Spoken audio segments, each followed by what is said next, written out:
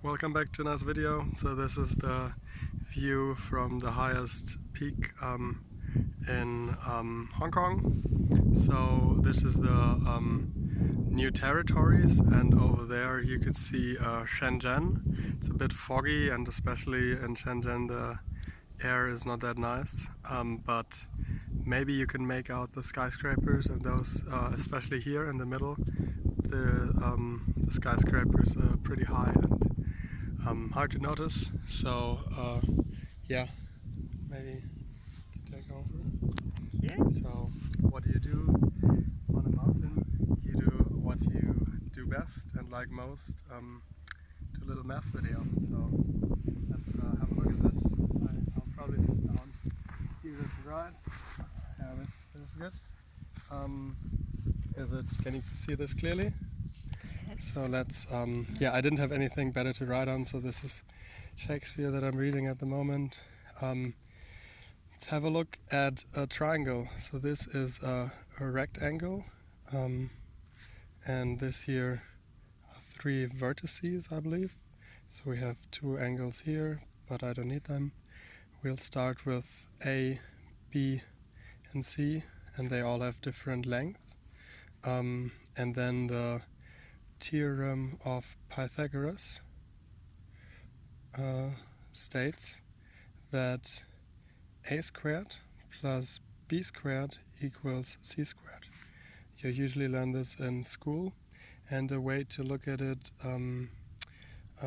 graphically is to make the squares here. So this is c times c, so this c times c is this area here, and it's c squared.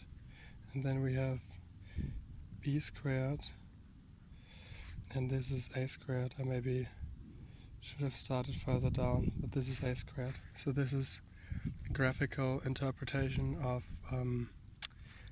theorem of Pythagoras. Now let's have a look at something with also squares. A plus b squared is not only a squared plus b squared, but also 2ab. So where does this come from? This is a plus b times a plus b. And now if you multiply this with that, you get a squared. This with that is ab, this with that is also ab. So 2ab plus b with b is b squared.